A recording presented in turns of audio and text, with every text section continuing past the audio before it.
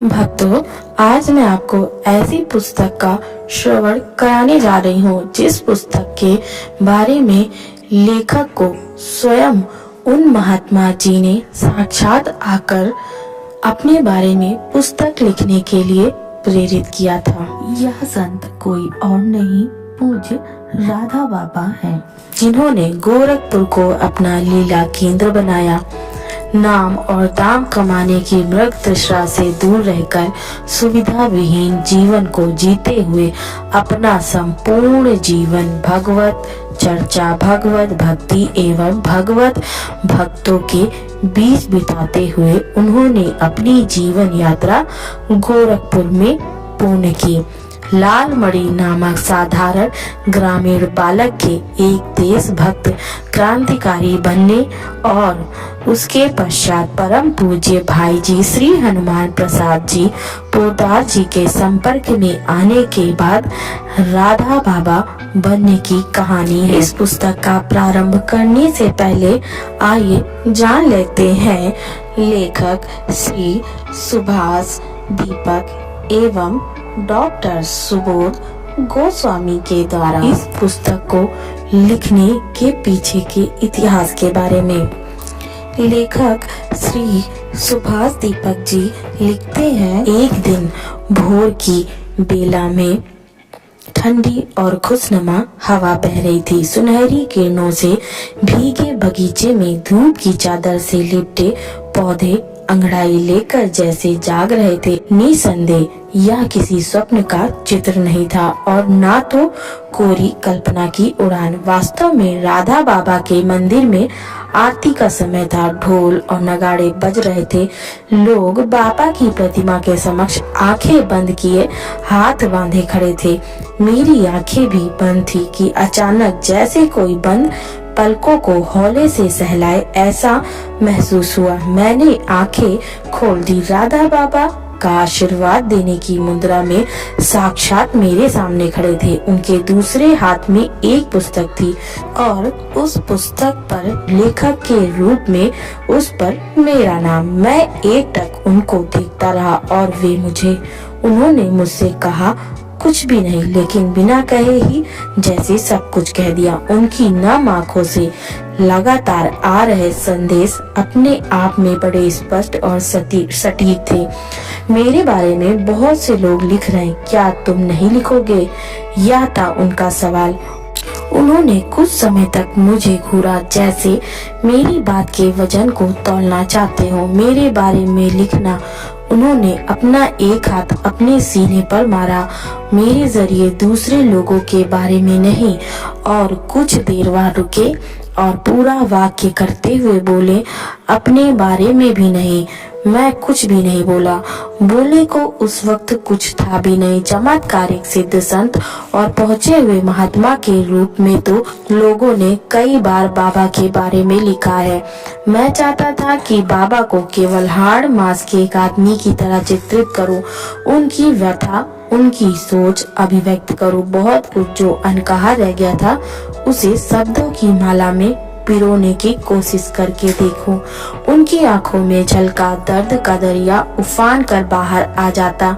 उससे पहले ही वे गायब हो गए। अंधेरे का कंबल पहनकर जिस तरह वह आए थे ठीक उसी अंदाज में प्रकाश के घेरे के बीच गुम भी हो गए। देखने में यह सपने की तरह जरूर दिखता है, लेकिन सच तो सच है। उसे सपनों में नहीं बनने दे सकता। उजाले के पंखों पर सवार सच की अपनी अलग ही एक सुगंध जैसे होती है और वह सपनों की सरहदों को छूती हुई ना जाने कब दूर चली जाती है। मालूम ही नहीं पड़ता, मालूम नहीं हो पाता। सभी बखूबी जानते हैं कि राधा बाबा किसी के परिचय के कभी भी मोहताज नहीं रहे। रोशनी से बचने के लिए उन्होंने अपने को गुमनामियों के अंधेरे जंगल में देर तक छुपाए रखा। अपरिचितों की भीड़ में बरसों खो जाने का प्रयास किया।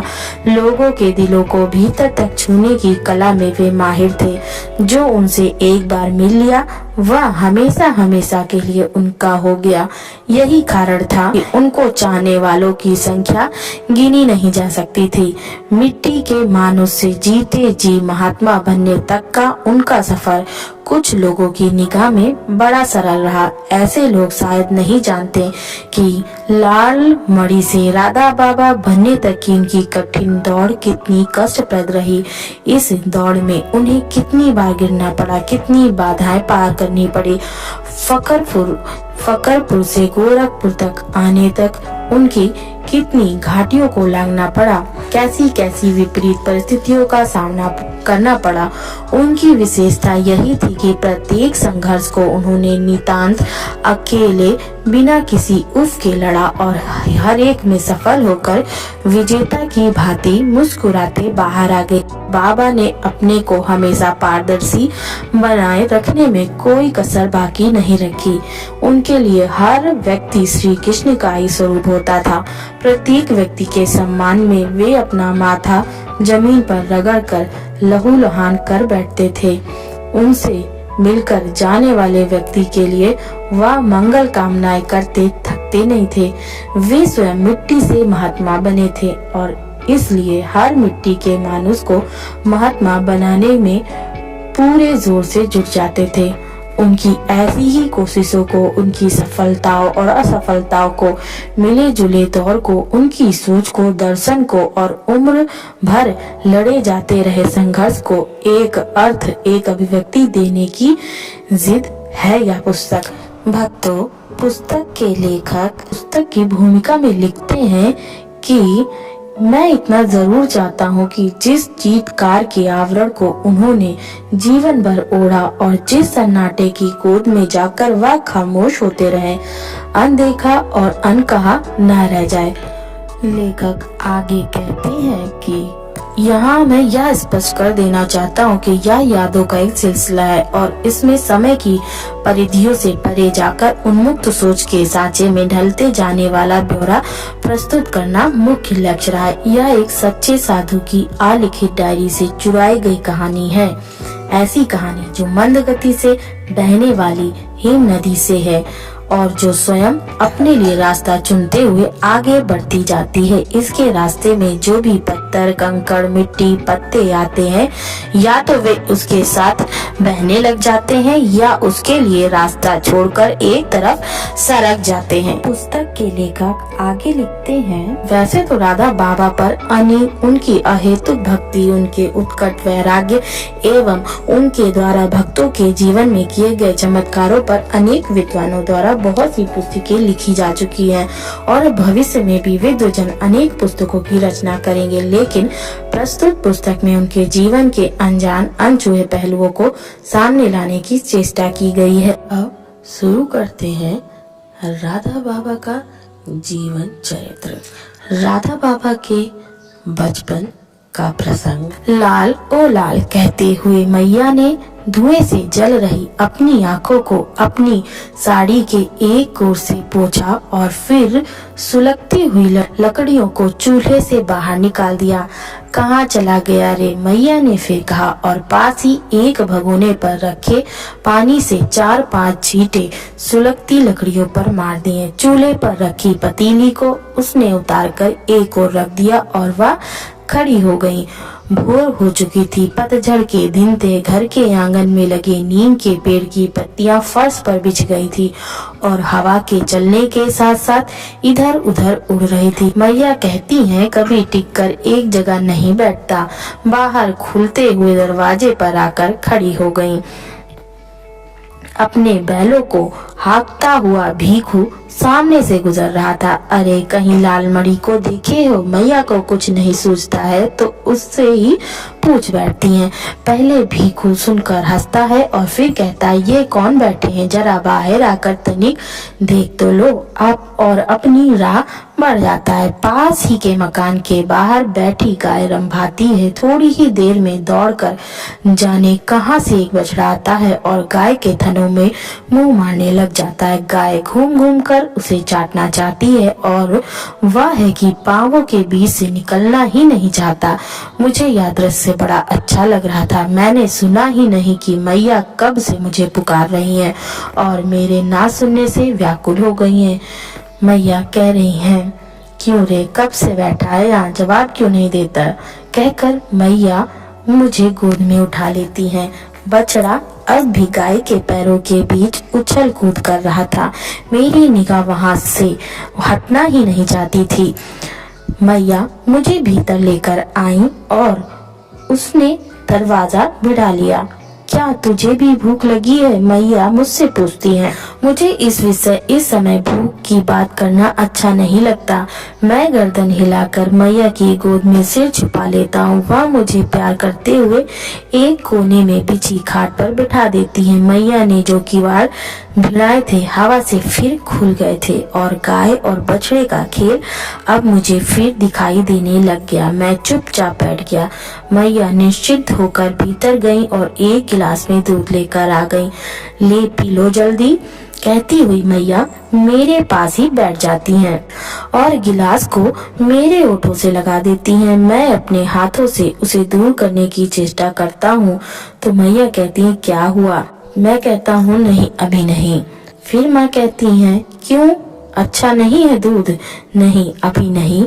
मैं फिर कहता हूँ। मैया को इस पर आश्चर्य होता। प्रायः सुबह उठकर एक गिलास दूध पीना मेरा नियम बन गया था, लेकिन पता नहीं क्यों आज मन नहीं कर रहा था।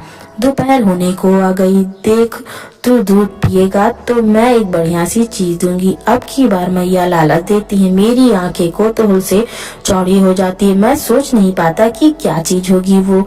मैया उठ खड़ी हुई और गिलास मुझे पकड़ाकर भीतर चली जाती है। मैं भी बातों में कहाँ आने वाला था। गिलास पकड़े रहता हूँ, दूध नहीं पीता। इंतजार करता हूँ कि देखे मैया क्या लेकर आती हैं। सचमुच मैया थोड़ी देर में वापस आ जाती हैं और उनके पल्लू में कोई चीज छुपी रहती है। अब मैं रुक नहीं पाता हूँ और झट से गिलास को मुंह में लगा लेता हूँ।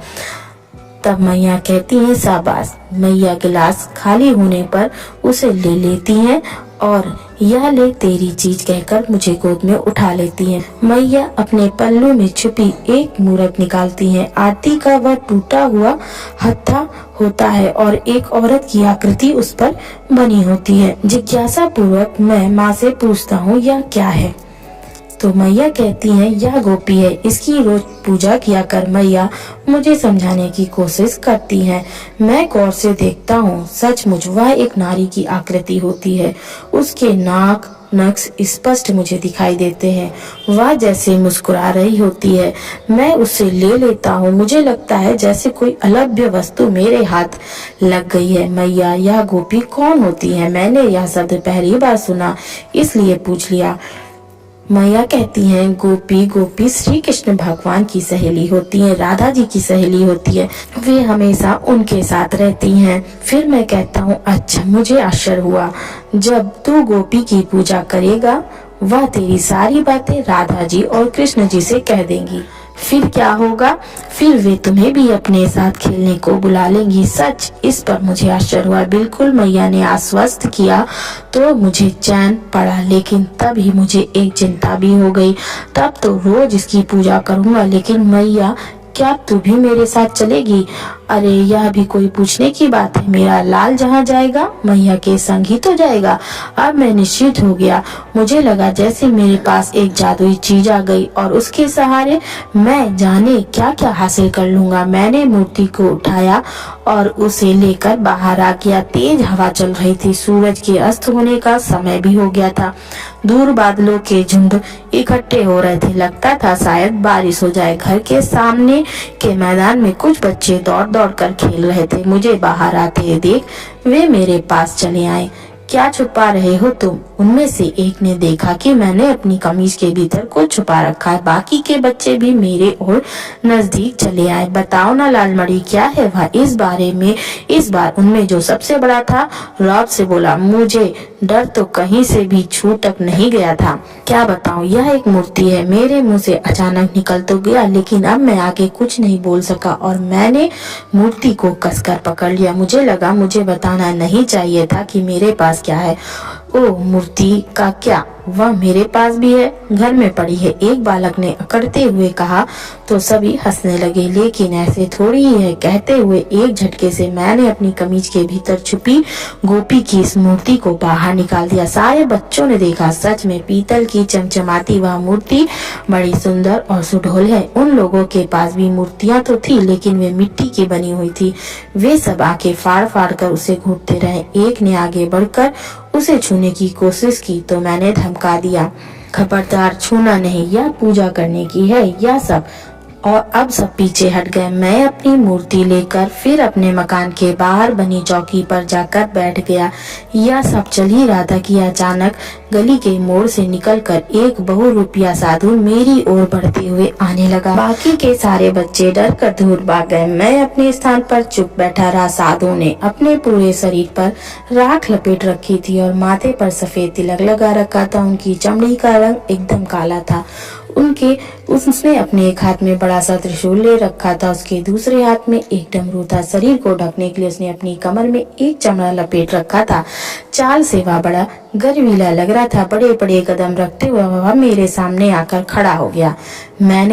मुझे समझ में नहीं आया कि इस परिस्थिति में मुझे क्या करना चाहिए। साधु के चेहरे पर अद्भुत तेज था। वह अपनी बड़ी आंखों से मुझे घूर रहा था। जाने मुझे क्या हुआ, मैं भी एकटक उसकी आंखों में देखने लगा। मुझे नहीं मालूम कितनी देर तक हम एक दूसरे को देखते रहे। उसके पास जैसे कहने को बहुत कुछ था और वह बिना बोले अपने संदेश मुझे नजरों के माध्यम से भेज रहा था। साधु ने अनुभव किया, बालक साधारण नहीं है। उसने अपने त्रिशूल पर लगी सिंदूर अपनी उंगली में लगाई और जोर से मेरे ललाट पर फेर दी। बम बम भोले, जा तेरा कल्याण हो, कहकर उसने जोर से डमरू बजा दिया और आगे बढ़ गया।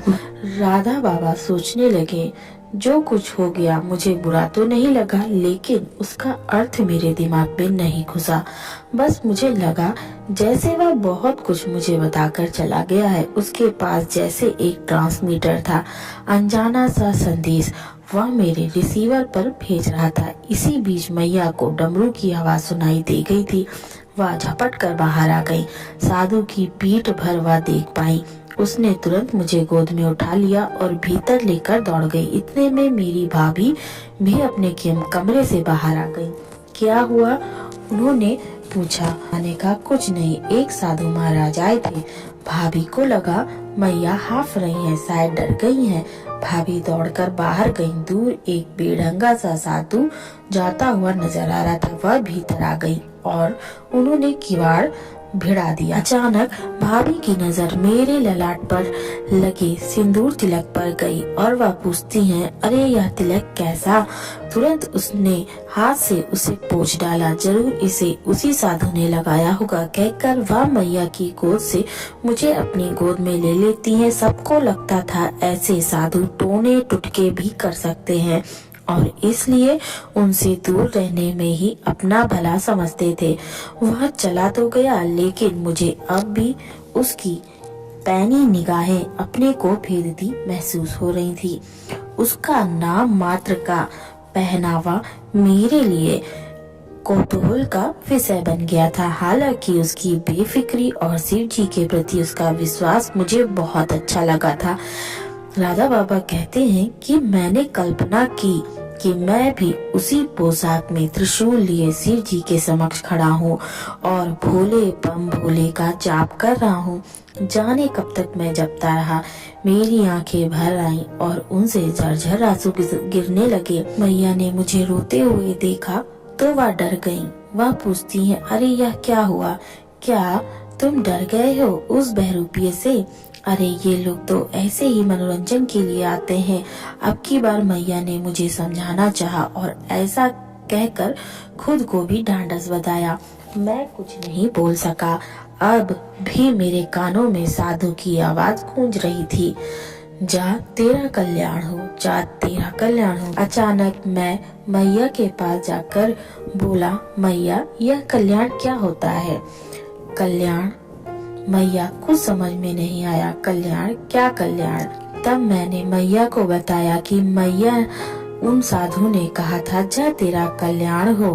तब मैया ने राहत की सांस ली और बोली, इसका मतलब है तेरा भला हो। भला मतलब? अब की बार मुझे फिर कुछ अटपटा लगा। माँ बोली, भला मतलब अच्छा हो।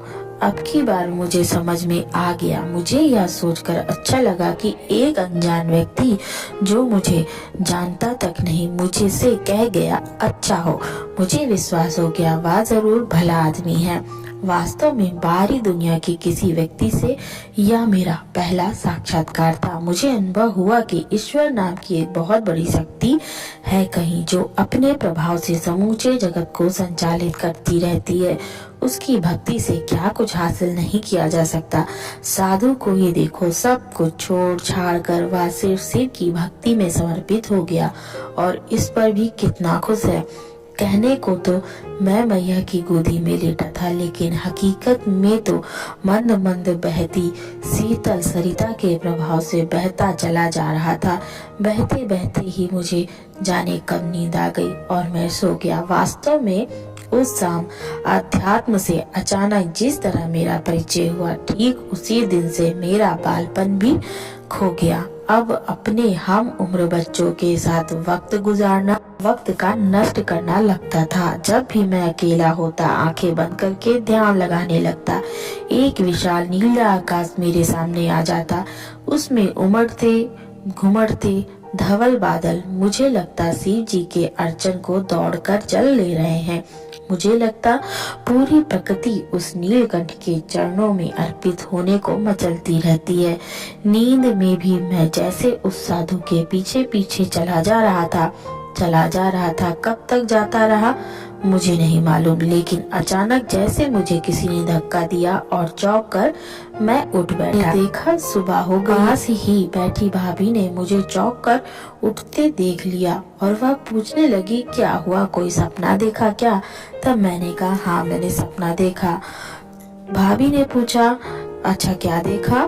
तो मैंने कहा, मैंने देखा शिव जी मुझसे कह रहे हैं गीत गाओ। भाभी कहती हैं, अच्छा या तो बड़ी बढ़िया बात है, क्या गाने को बोला? अब की बार भाभी जोर से हंसी। मैंने कहा, बोला गीत गाओ, लेकिन गाना तो स्त्रियां गाती हैं। भाभी ने अपनी बात रखी। वास्तव में हमारे परिवार में गीत गाना स्त्रियों का ही काम था। शिव जी ने कहा, तुम्हें पुरस्कार मिलेगा, स्कूल में गाओ। अब की बार उनके सामने मेरे मन की सारी बातें स्पष्ट हो गई। भाभी कहती है, अरे तमगा तो मैं भैया से कहकर तुम्हारे लिए वैसे ही मंगा दूंगी। अब की बार भाभी ने सोचा शायद ऐसे ही बात बन जाए। तब राधा बाबा ने कहा, नहीं ऐसे नहीं, स्कूल की सभा में हेड मास्टर के हाथ से चाहिए। अब की बार मैंने फिर से अपनी मनसा बता दी तो भाभी गंभीर हो गई। उन्हें लगा जरूर मैंने गाना गाने की ठान ली है। भाभी, क्या मुझे गाना सिखाओगी? तो भाभी ने कहा, हाँ ठीक है। कहते हुए भाभी ने अपने चारों ओर देखा जैसे कुछ खोज रही हो। अचानक सामने पड़ी एक पत्रिका स्त्री शिक्षा पर उनकी नजर पड़ गई और वह बोली, जाओ उसे लेकर आओ। तो अब की बार भाभी ने सचमुच ठान लिया कि वह गीत सिखाएंगी मुझे। मैंने दौड़कर वह पत्रिका ला दी। देखो, इसमें 2 भजन छपे हैं, तुम उन्हें अच्छी तरह याद कर लो। भाभी शायद टालना चाहती थी और सोचती थी कि इतनी सी उम्र का बालक इन भजनों को क्या याद करेगा और शायद थोड़ी देर बाद सब कुछ भूल जाएगा। मैंने तुरंत उस पत्रिका को ले लिया और कमरे से बाहर आकर सीधा छत की ओर जाने वाली सीढ़ियों पर चढ़ गया। भाभी भी हंसकर अपने काम में लग गई।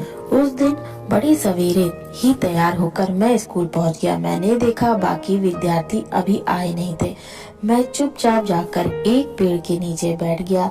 समय होने पर सभागार का दरवाजा खुला और रह रहकर लड़के लड़कियों के झुंड उसमें घुसने लगे। मैं कद काठी से छोटा और कमजोर बालक था। जब भी भीड़ भड़का और जोर आजमाइश का मौका आता, मैं प्रायः फिसड्डी ही साबित होता था। मैंने सोच रखा था कि जब सब विद्यार्थी भीतर चले जाएंगे तब मैं जाऊंगा। थोड़ी देर में मैंने देखा बाहर का मैदान करीब करीब खाली हो चुका। इसका मतलब सभागार भर चुका। तब एक सहपाठी ने मेरे पास आकर कहा, अरे लालमणि, तुम नहीं चलोगे सभा में?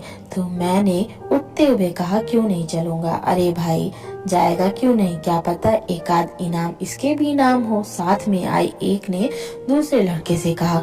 तो मुझे गुस्सा नहीं आया, बल्कि उस लड़के पे तरस आया।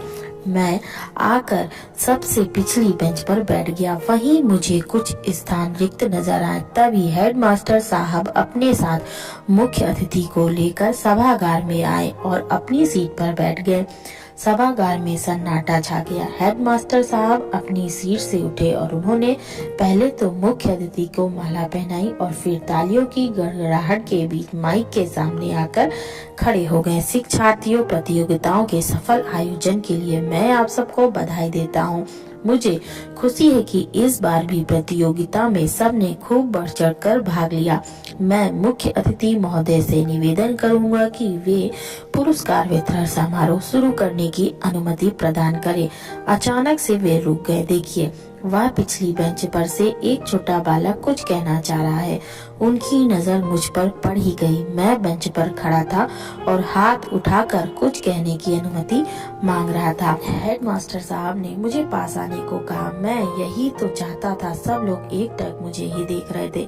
उन्हें अंदाजा भी नहीं था कि मैं क्या कहना चाह रहा हूँ। मैं चलकर मंच पर आ गया। हेडमास्टर साहब ने स्वयं हाथ बढ़ाकर मुझे मंच पर चढ़ाया और बोले, बच्चे क्या कहना चाहते हो मुझसे? अब की बार मुख्य अतिथि ने पूछा और मेरे मुंह से निकल गया कि मैं एक गीत सुनाना चाहता हूँ। तब उन्होंने कहा, वाह वाह, क्या बात है। कार्यक्रम की शुरुआत संगीत और गीत से हो तो बात ही कुछ और हो जाती है। सुनिए, सब चुप हो जाइए। यह बालक आपके सामने एक गीत गाएगा। हम अपनी कार्यक्रम इसी से शुरुआत करेंगे। सभा में सन्नाटा छा गया। मेरा कद बहुत छोटा था।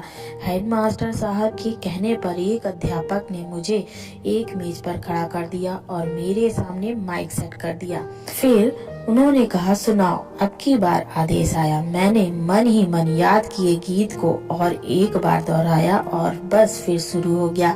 मेरा विश्वास देखने लायक था। आज तो जैसे स्वयं सरस्वती जी मेरे कंठ में विराज थी। स्वर और ताल का संगम अपने आप ही बैठ रहा था। आवाज मेरी वैसी ही मीठी और स्पष्ट थी। सब जैसे मंत्र मुग्ध हो गए। जैसे ही मेरा गीत खत्म हुआ, सब चुप थे। मैंने सुध लीजो प्रभु, क्यों बिसारा हमें। जैसे ही मेरा यह गीत खत्म हुआ, सब चुप थे। लोगों को जैसे सांप सूंघ गया। सब खामोश। अचानक तालियां बजनी शुरू हुई तो बस खत्म ही नहीं हो रही थी। सारा हाल गूंज गया। एक बार और की आवाज आ रही थी। हेडमास्टर साहब ने उठकर मुझे गले लगा लिया। मुझे गोद में उठाकर वे माइक के सामने आए। पुरस्कार वितरण का औपचारिक प्रारंभ तो अब होगा, लेकिन संगीत का प्रथम पुरस्कार मैं अभी से तुम्हें देता हूँ। कहते हुए उन्होंने मुख्य अतिथि की ओर देखा, जो लगातार तालियां पीटे जा रहे थे। अब वे अपनी सीट से उठे और मेज पर रखे तमगों में से एक तमगे को उठाकर उन्होंने मेरी कमीज की जेब पर टांग दिया। एक बार फिर हॉल तालियों से गूंज उठा। क्या तुम्हें और भी गीत आते हैं? इस बार मुख्य अतिथि ने मुझसे मेरी पीठ थपथपाते हुए पूछा। तो मैंने कहा, हाँ, एक और आता है। मेरे मुंह से तपाक से निकल गया, क्योंकि मैंने दोनों ही गीतों को कंठस्थ कर लिया था और मुझे विश्वास था कि दूसरे गीत को भी खूब पसंद किया जाएगा। तो चलो उसे भी सुनाओ। मैं शुरू हो गया उसी तल्लीनता से, उसी भाव से। सरस्वती देवी ने फिर मेरा साथ दिया। मेरी गायकी और स्वर सजा के सम्मोहन से सभा में उपस्थित सभी छात्र, अध्यापक और अभिभावक एक बार फिर अभिभूत हो गए। इस बार भी गीत की समाप्ति पर मेरा तालियों से स्वागत किया गया। हेडमास्टर साहब ने मेरे सिर पर हाथ फेरा और मुझे मेज से नीचे उतारकर अपनी सीट के पास ही रखी एक कुर्सी पर बैठा दिया। भक्तों, कथा अब अगले भाग में श्रवण करते हैं।